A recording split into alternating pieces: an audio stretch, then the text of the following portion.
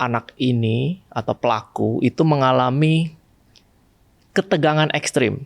Remaja yang kemudian terjebak dalam perilaku ekstrim tadi, saya bahasakan dia mengalami penyempitan ruang-ruang itu. Ketegangan yang tadi saya sampaikan itu kan harus mengalami pelepasan ya, tension release secara psikologis begitu.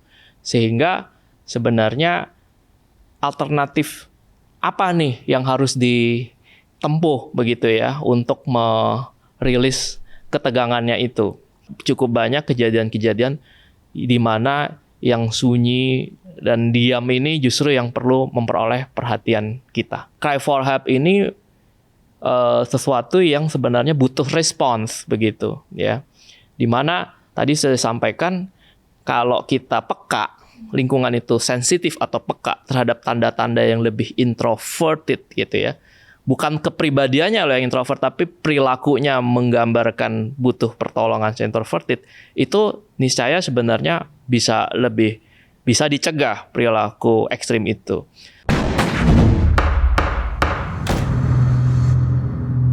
Halo Sobat Sore, selamat datang di podcast Senin Sore. Ngobrol sore seru sambil nyantai. Halo semuanya, kembali lagi bersama aku Farah. Dan di episode kali ini kita akan kembali membahas social and legal issue. Lebih tepatnya kita akan kupas tuntas terkait dengan extreme behavior yang terjadi di kasus SMA 72. Untuk membahas hal itu lebih lanjut, tentu aku gak sendiri karena sudah bergabung dengan aku di studio Prof. Juneman Abraham, Guru Besar Tetap Psikologi Sosial BINUS University. Selamat sore, Prof. Selamat sore. Kabar baik, Pak Prof, hari ini? Sehat sekali. Sehat sekali ya. Oke. Nah, pembahasan hari ini tuh mungkin sudah banyak dibicarakan di media sosial ya, Prof ya. Tapi yang aku mau tahu tuh bukan lebih ke investigasi kasusnya, kepolisiannya dan lain sebagainya, tapi pelakunya nih, anak murid SMA kan ya, Prof ya, benar ya? Betul. Sebenarnya apa sih, Prof, yang terjadi dalam pikiran anak tersebut sehingga dia tuh punya keinginan untuk merakit bom, terus bomnya itu tuh justru ya dibawa ke sekolahnya dia gitu, Prof? Iya, Farah dan Smart Viewers ya. Kalau boleh diringkas, sebenarnya anak ini atau pelaku itu mengalami ketegangan ekstrim dalam ruang kehidupannya ya. Saya ingin menjelaskan sedikit ya supaya lebih mudah dipahami gitu.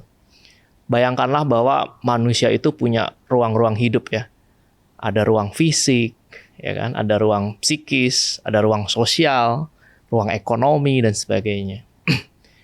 Nah, kita saja kalau hidup di dunia fisik ini kan pasti punya tujuan ya. Misalnya Mbak Farah mau ke Blok M nih, ya kan? Ada tujuannya. Nah, bisa lewat naik bus, bisa naik kendaraan online ya, transportasi online, atau mungkin lewat jalan tol atau lewat lain. Itu artinya ada ruang-ruang yang bisa mengantar Mbak Farah sampai ke sana. Dan demikian juga sebenarnya remaja punya ruang-ruang hidup nih. Walaupun mungkin sebagian ada keterbatasan ya. Sebagai contoh, ruang ekonomi. Mungkin karena anak remaja kan belum berpenghasilan sendiri umumnya ya, walaupun ada beberapa melakukan bisnis online dan sebagainya. Itu terbatas. Kemudian juga ada remaja punya ruang fisik, misalnya sekolah ya, atau rumah, atau taman-taman di sekitar lingkungan hidupnya. Itu kan ruang-ruangnya ya. Kemudian juga ada ruang sosial, mau di medsos, mau di dunia nyata, itu ada kelompok-kelompok hobi, kelompok-kelompok ekskul dan sebagainya. Nah, remaja yang kemudian terjebak dalam perilaku ekstrim tadi, saya bahasakan dia mengalami penyempitan ruang-ruang itu, begitu ya. Kita dengar katanya dia sakit hati karena pembulian atau bullying.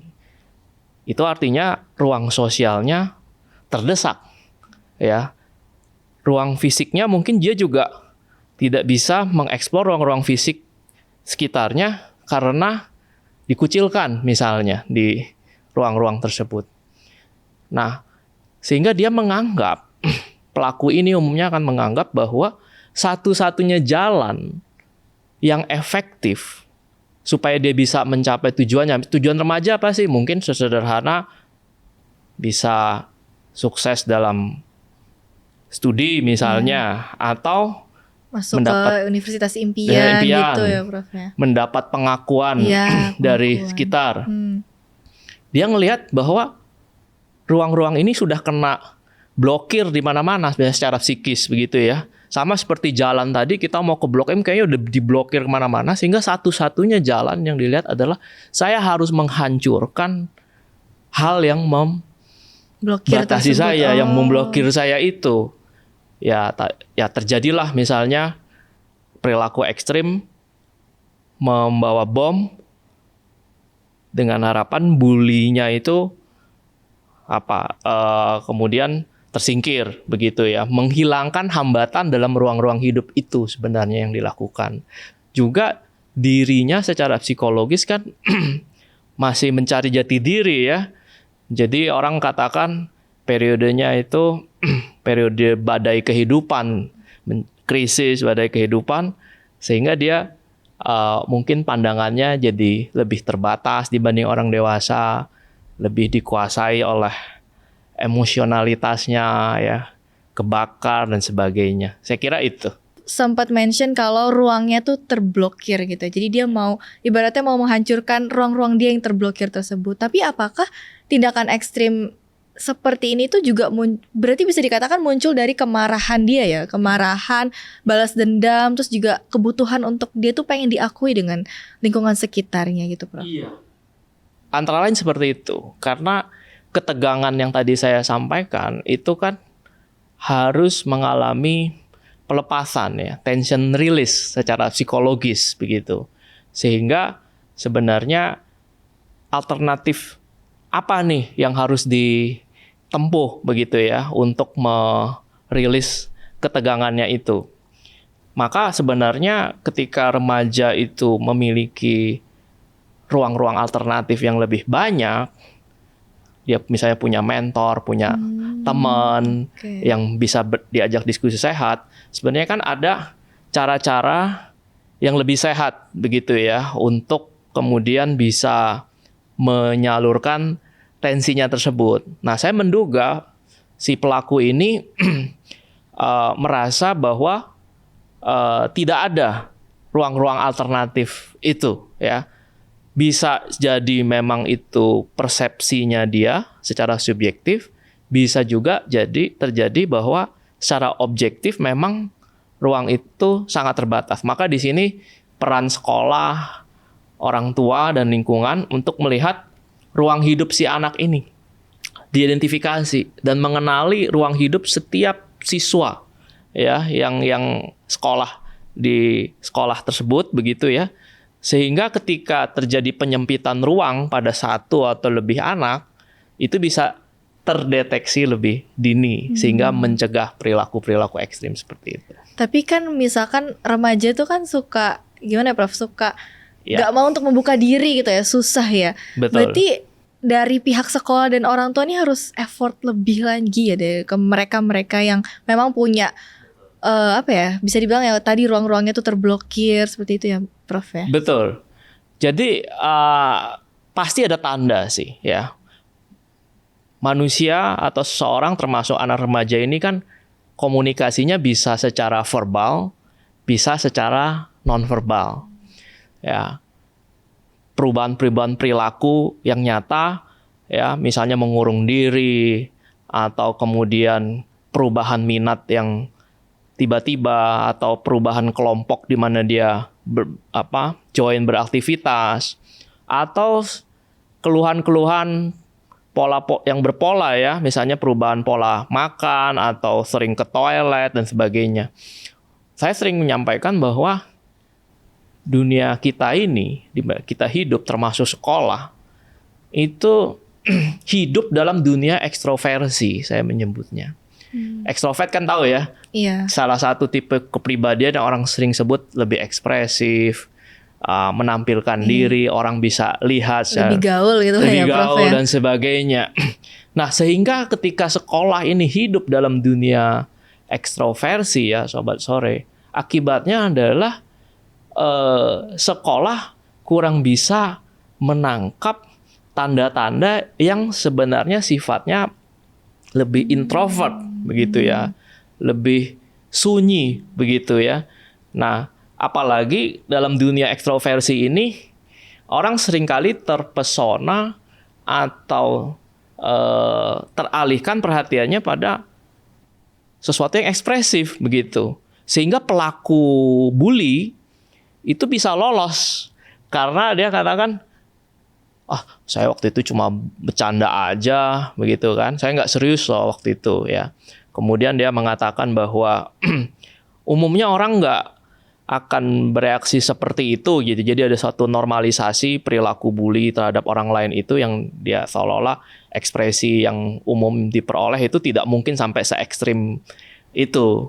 Kemudian kalau sekolah mengapresiasi itu malah kemudian bisa kebalik tuh, korbannya menjadi mengalami sudah jatuh tertimpa tangga begitu. Dia sudah dibully, kemudian ada victim blaming pula dari pihak si bully ini gitu ya. Itu maka saya sarankan sekolah membangun suatu sistem yang lebih introvert friendly kalau saya bahasakan gitu ya. Karena cukup banyak kejadian-kejadian di mana yang sunyi dan diam ini justru yang perlu memperoleh perhatian kita gitu. Oke, tapi Prof, perilaku ekstrim ini tuh apakah sebagai tanda kalau siswa ini tuh cry for help gitu ya Prof ya? Karena kan karena mungkin dia merasa seperti tidak dilihat, orang-orang nggak notice dia padahal dia tuh ada di kelas itu, atau justru bahkan ini tuh sebagai bukti kegagalan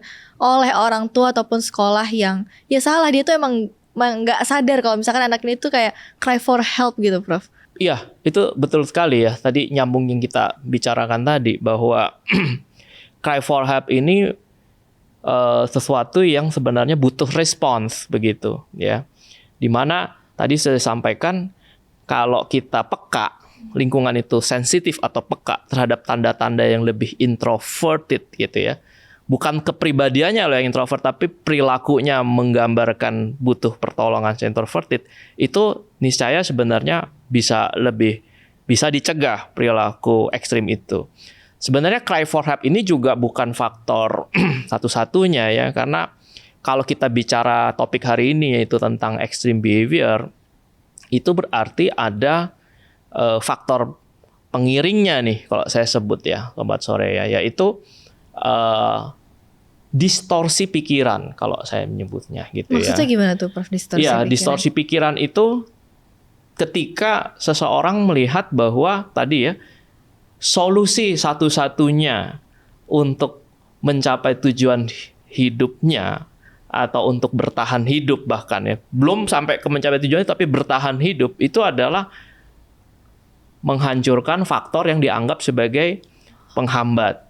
Nah, karena begitu sempit ruang hidupnya itu mengalami kontraksi ya atau konstriksi itu ya, kemudian dia melihat bahwa ini the one and only solution. Di samping tadi ya, dia memikirkan mungkin distorsi kedua adalah hanya memikirkan hari ini, saat ini gitu ya. Jadi long term orientation-nya itu belum seterbuka itu ya. Kan dia perlu sebenarnya kalau kita bicara secara orang dewasa kan, kenapa sih si anak ini nggak mempertimbangkan jangka panjang begitu ya, bahwa nanti dia akan mungkin menghadapi pidana ya, sekarang kan menjadi ABH ya, anak berhadapan dengan hukum, masa depannya akan lebih suram dan sebagainya. Itu kalau kita lihat dari perspektif orang dewasa. Tapi pada anak remaja yang mengalami krisis identitas, belum lagi diperparah oleh social comparison hari-hari ini begitu ya.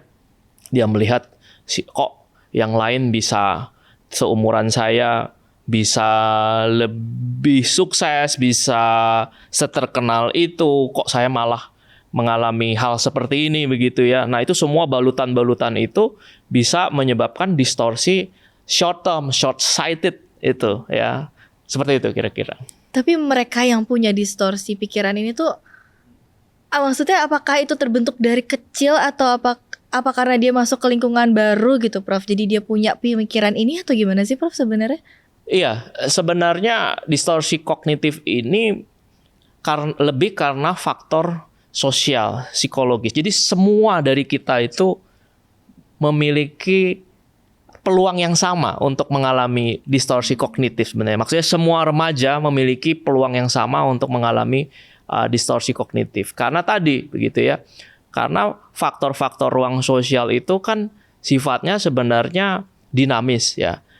Katakanlah sekarang saya dengar pemerintah provinsi mulai ingin menata taman-taman yang ada di Jakarta, ya kan? Bahkan ada taman 24 jam ya dengan segala pro kontranya ya.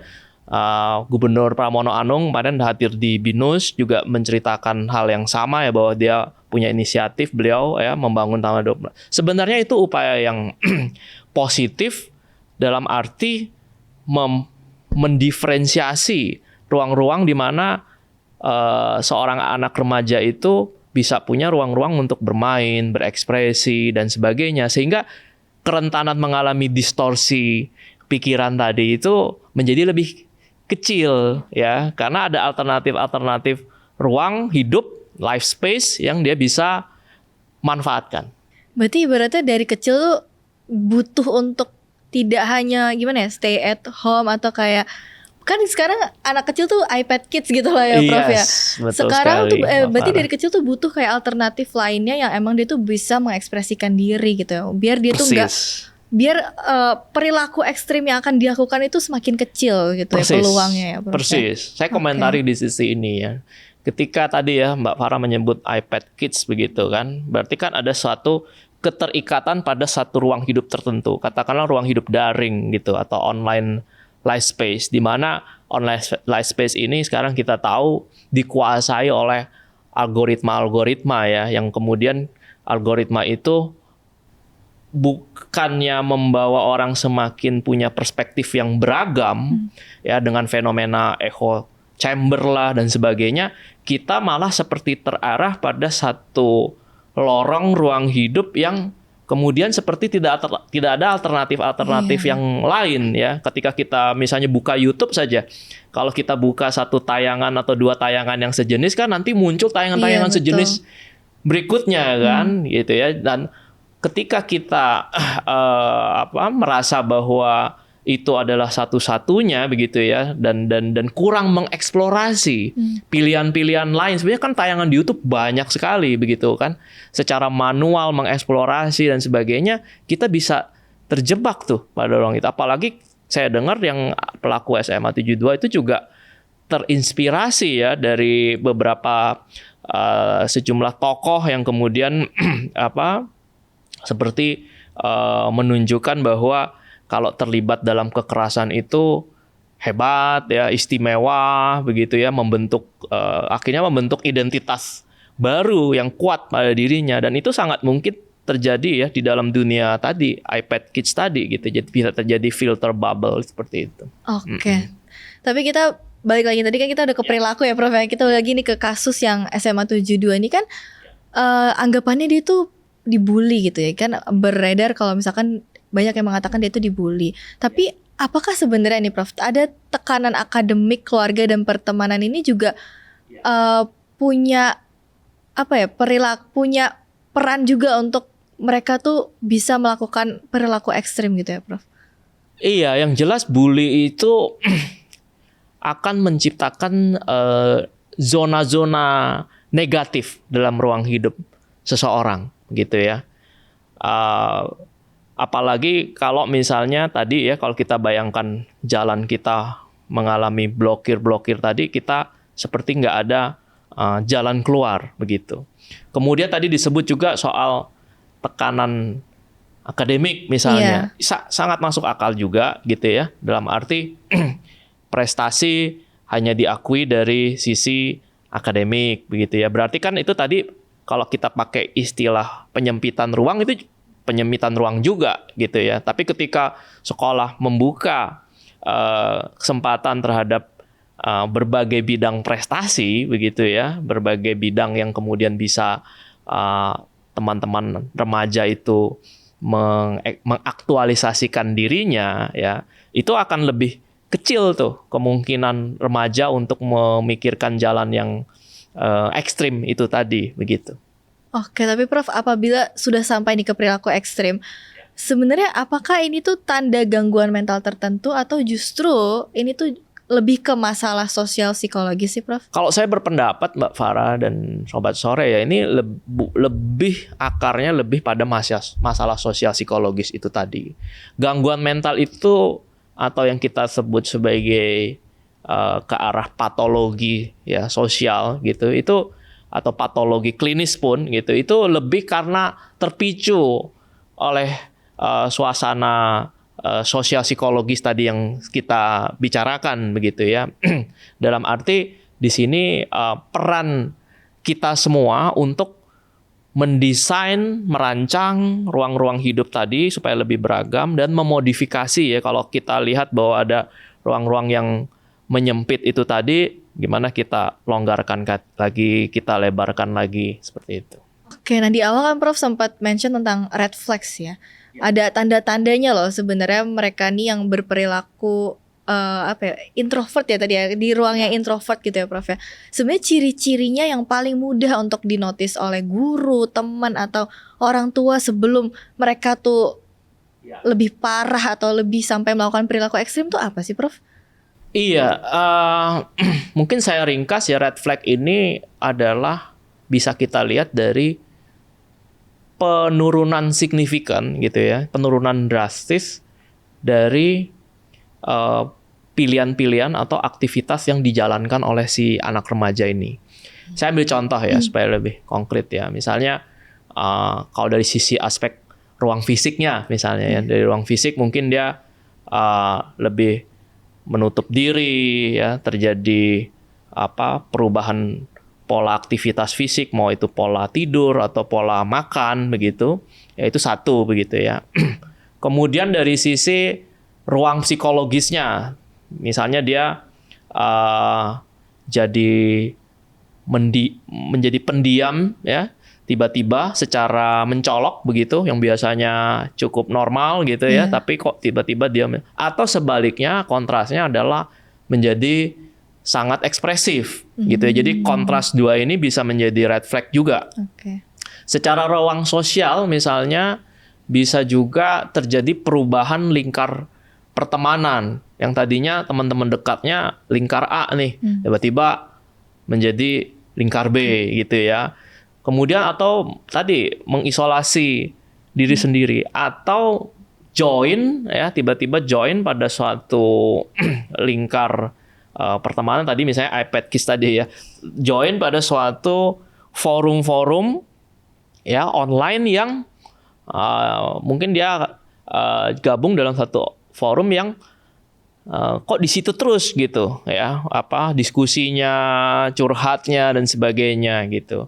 Kemudian juga ya ruang-ruang sosial begitu ya, kemudian menjadi lebih terbatas pertemanannya dan sebagainya. Seperti itu. Oke, tapi kalau aku notice dari penjelasan Prof ini, red flags-nya tuh cukup mudah untuk disadari karena kan kontras ya, maksudnya seseorang tuh pasti punya perilaku atau ciri khasnya mereka gitu loh. Kalau misalkan mereka ada kontras, wah berarti ini harus ada kecurigaan gitu ya Prof ya. Berarti red flags ini sebenarnya tidak sesulit itu untuk dinotis ya sebenarnya Prof ya. Iya, tapi kenapa seringkali gagal terdeteksi gitu kan? Kan logikanya kalau kita bisa mengenali tanda-tanda ini ya, yang umumnya adalah perubahan signifikan dari pola hidup di dalam ruang hidup dia. Saya kan logikanya gampang dong dideteksi. Tapi karena mungkin saya duga ya, pendekatan yang bersifat berdiferensiasi gitu kan. Kita perlu mengenali nih profil dari setiap siswa yang menjadi anggota dari sekolah kita, atau setiap anak menjadi anggota keluarga kita. Barangkali ini yang juga masih kurang nih gitu ya, mengenali khas setiap siswa begitu ya, sehingga kemudian deteksi-deteksi dini itu kemudian kurang terjadi karena profilingnya kurang baik. Maka saya menyarankan pemrofilan entah itu social habit dari si mahasiswa atau kecenderungan dari si siswa ini begitu ya, pola kerja dia dan sebagainya, itu perlu dilakukan observasi yang tekun ya. Guru perlu punya diary ya yang dilakukan pencatatan yang perlu begitu ya terhadap perilaku setiap anak. Nah, ini yang saya kira memang perlu effort lebih begitu, tetapi tentu buahnya akan lebih baik ya, yaitu supaya kita tidak terkejut lagi menghadapi kasus-kasus perilaku ekstrim seperti ini. Oke, nah terakhir nih Prof, singkat aja. Kalau ada satu langkah pencegahan paling penting dan juga efektif yang bisa dilakukan nih oleh lingkungan sekitarnya, kira-kira apa tuh Prof? Ya, dalam pembahasan kita hari ini, satu hal yang terpenting dan singkat adalah memperbesar ruang hidup pada anak remaja. Ya, turunannya ada dua nih. Ya, pertama adalah memberikan pilihan-pilihan yang nyata kepada anak remaja, mau itu kegiatan ekstrakurikuler yang lebih bervariasi dan bisa mengakomodir ya minat, hobi si anak remaja, kemudian juga menyediakan mentoring yang bisa menjadi peers dia ya si anak remaja ini untuk tumbuh dan mengkonsultasikan segala minat, perhatian, concern, kesedihan, harapan, mimpi dan sebagainya gitu ya. Itu satu, memberikan pilihan-pilihan yang lebih luas ya, termasuk ruang-ruang fisiknya diperbesar begitu ya. Saya sering prihatin kalau ruang-ruang fisik di mana kesehatan mental bisa ditumbuhkan dengan taman publik dan sebagainya, tapi tergerus dengan properti ya, mall dan sebagainya. Itu betul-betul mempersempit sebenarnya ruang hidup warga ya. Yang kedua adalah mendampingi si anak itu untuk melakukan pergerakan yang sehat ketika mengalami frustrasi. Siapapun kan bisa mengalami frustrasi ya. Hidup itu tidak mudah kata orang betul. gitu kan ya.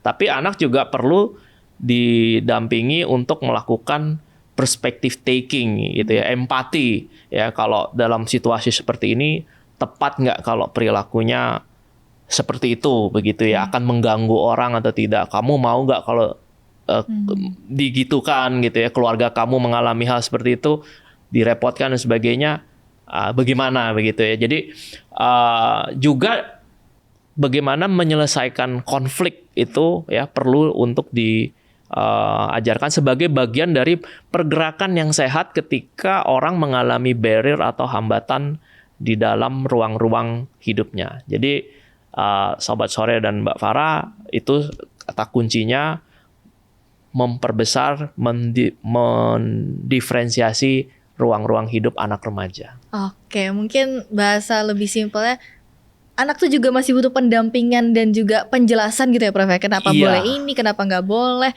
terus apa yang mau dia lakuin gitu ya Prof. Jadi nggak bisa dia tuh tiba-tiba ya udah dilepas gitu ke dunia ini tuh gitu ya Prof. Betul. Oke, itu dia Sobat Sore pembahasan kita hari ini bersama Prof. Jun. Terima kasih Prof. Jun sudah datang ke podcast Senin Sore. Sama-sama. Kalau Sobat Sore punya tanggapan lain boleh banget untuk tulis di kolom komentar. Jangan lupa juga untuk like and subscribe YouTube channel podcast Senin Sore. See you on the next episode. Selamat sore.